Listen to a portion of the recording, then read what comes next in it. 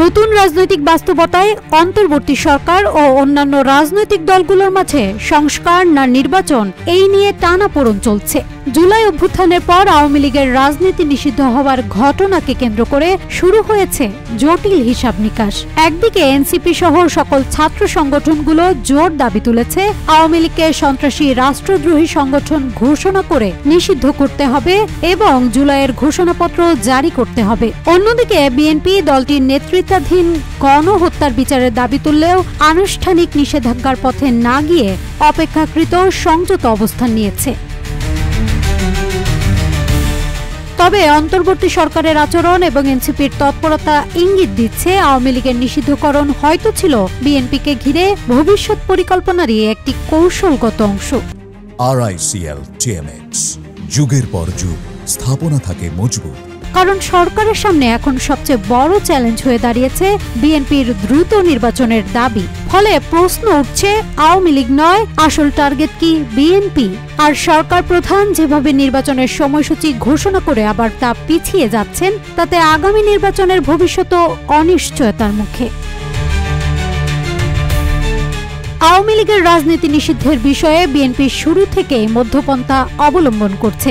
অর্থাৎ তারা জুলাই অভ্যুত্থানে গণহত্যার সঙ্গে যুক্ত আওয়ামী লীগের নেতাদের বিচারের দাবি জানালেও সরকারি প্রজ্ঞাপন বা পরিপত্র জারির মধ্য দিয়ে আওয়ামী লীগ নিষিদ্ধের পক্ষে ছিলেন না। তবে তারা মনে করেন যদি ট্রাইব্যুনালের কোনো রায় বা পর্যবেক্ষণের আলোকে দল হিসেবে আওয়ামী লীগকে নিষিদ্ধ করা হয়, তাতে তাদের কোনো আপত্তি নেই।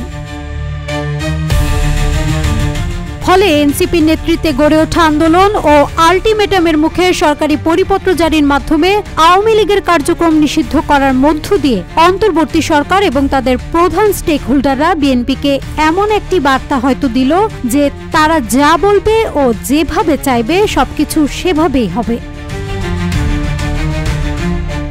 যেহেতু অভ্যুত্থানের মুখে আওয়ামী লীগের পতনের পরে সরকারের সামনে এখন একমাত্র বা প্রধান অন্তরায় হচ্ছে বিএনপি, যারা দ্রুত নির্বাচনের মধ্য দিয়ে নির্বাচিত সরকারের হাতে ক্ষমতা হস্তান্তরের দাবি জানাচ্ছে। অন্তর্বর্তী সরকার ও এনসিপি যে দ্রুত নির্বাচন চায় না, সেটি এর মধ্যেই নানা ঘটনায় এবং সরকারের বডি ল্যাঙ্গুয়েজে স্পষ্ট হয়েছে। সুতরাং তাদের এই পরিকল্পনা বাস্তবায়নের পথে প্রধান বাধা যেহেতু বিএনপি, অতএব তাদেরকে আরো বেশি চাপে ফেলার জন্য এই প্রক্রিয়া আওয়ামী লীগকে নিষিদ্ধ করা হলো কিনা সেই প্রশ্ন এখন অনেকের মনে।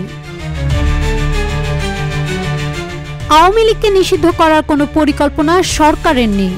স্বয়ং সরকার প্রধানকে এই কথা থেকেই যেখানে সরে আসতে হয়েছে, সেখানে তিনি যে বারবার বলছেন আগামী ডিসেম্বর থেকে 2026 সালের জুলাইয়ের মধ্যে নির্বাচন হবে, সেই প্রতিশ্রুতিও তিনি রাখতে পারবেন কিনা সেটিও এখন বড় প্রশ্ন। কেননা বিএনপি ও তার শরিকরা ওই সময়ের মধ্যে নির্বাচনের চাপ দিলেও এনসিপি ও জামাত সহ আরও কিছু দল সরকারের ওপর অন্য কোনো ইস্যু দিয়ে চাপ দেয় এবং কাঙ্ক্ষিত সংস্কার ও অন্যান্য দাবি পূরণের আগ পর্যন্ত কোনো নির্বাচন হবে না বলে আলটিমেটাম দেয়।